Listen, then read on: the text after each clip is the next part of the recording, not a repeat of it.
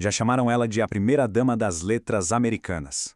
Uma mente que era tão afiada quanto a caneta que ela usava. Hoje, a gente vai tentar desvendar um enigma de Mary McCarthy, uma mulher que passou a vida inteira perseguindo a verdade, mesmo quando, às vezes, era ela mesma quem a criava em suas histórias. Olha só essa descrição de um entrevistador. Graciosidade e charme com uma segurança robusta e tensa. Isso aqui já captura perfeitamente a dualidade da Mary McCarthy. Ela não era só elegante, sabe? Por baixo da superfície existia uma força intelectual que era inabalável. Uma complexidade que definiu quem ela era desde o começo. E essa é a pergunta que vai guiar a nossa conversa. Entre a figura pública e a escritora, entre o que era ficção e o que era autobiografia, vamos juntos tentar entender as várias camadas dessa mente tão brilhante. Para a gente conseguir entender as ideias dela, primeiro a gente precisa entender a mulher por trás delas. Então, vamos dar uma olhada rápida nos momentos que forjaram a formidável Mary McCarthy. A história dela, olha, já começa com uma tragédia. Órfã com apenas 6 anos de idade, a McCarthy desenvolveu desde cedo uma resiliência que acabou impulsionando ela. Depois de se formar em Vassar, ela não perdeu tempo. Em questão de anos, já estava no centro do debate intelectual americano como editora da Partisan Review. E aí, em 1942, com o primeiro livro dela, ela já era uma força a ser reconhecida. Foi uma ascensão meteórica que nasceu da adversidade. Mas não foi só a tragédia pessoal que moldou quem ela era. Foi uma década inteira. Os anos 30 foram uma espécie de caldeirão fervente, onde a voz pública dela foi forjada, bem no meio de um incêndio ideológico. Para ela, os anos 30 não eram uma época de meio termo, não. Eram, nas palavras dela mesma, o Armagedon, um verdadeiro campo de batalha de ideias, onde não existia espaço para nuances. As linhas estavam traçadas e era preciso escolher um lado.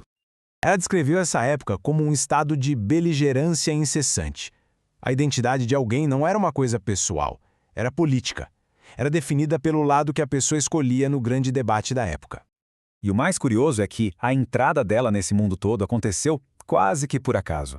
Imagina só, numa festa, o nome dela foi colocado na carta de um comitê que defendia o Trotsky contra os expurgos stalinistas. O que começou como um acidente, acabou colocando ela no centro da esquerda anti-stalinista e consolidou de vez o papel dela como intelectual pública. E essa mesma ousadia que ela mostrava na política, ela levava para a literatura. E isso nos leva direto para o coração da arte dela, aquela linha fascinante e bem controversa que ela traçava entre o fato e a ficção. Essa aqui é talvez a metáfora mais famosa dela. Ela pegava ameixas reais, ou seja, pessoas e acontecimentos da vida dela, e as colocava num bolo imaginário, que eram as obras de ficção. Era exatamente assim que ela misturava verdade e arte. Tá, mas qual era a regra do jogo para ela? Bom, na autobiografia, a exigência era a exatidão, um compromisso total com os fatos. Mas na ficção, a regra mudava. Ela podia pegar a essência de um amigo, por exemplo, a personalidade dele, mas colocar essa pessoa numa situação que nunca aconteceu na vida real. A pessoa era real, mas o cenário era pura invenção. Uma distinção sutil, mas que é crucial para a gente entender o trabalho dela. Agora a gente vai ver um momento, olha, simplesmente único, que mostra a mente dela funcionando a todo vapor.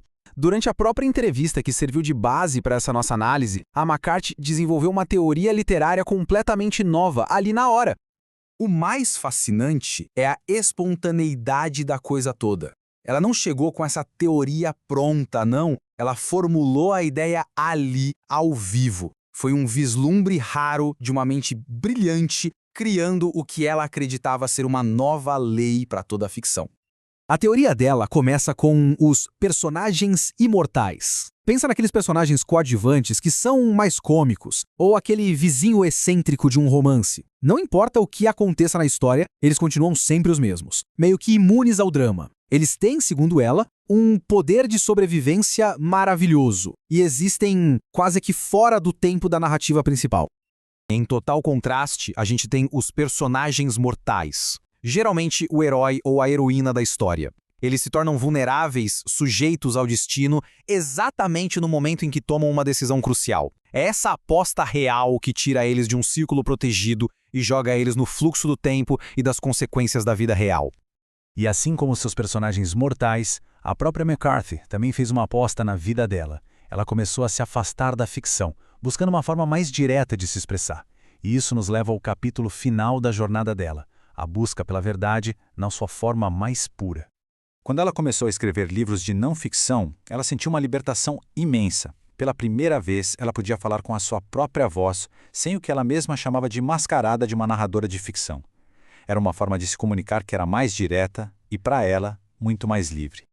Depois de décadas borrando essa linha entre o real e o imaginado, entre a vida dela e a arte dela, ela finalmente parou de procurar. E a conclusão a que ela chegou não foi sobre ficção, mas sobre a própria realidade. E aqui está o ponto central de tudo. Ela termina a jornada dela com uma fé inabalável de que existe sim uma verdade sólida e que a gente consegue alcançar ela. Para uma escritora que brincou tanto com os fatos, essa é uma declaração final que tem um significado profundo. E assim, a jornada da Mary McCarthy nos deixa com uma pergunta para a nossa própria era. No mundo onde a verdade parece cada vez mais fluida, o que significa acreditar, como ela acreditava, que existe uma verdade e que nós podemos conhecê-la?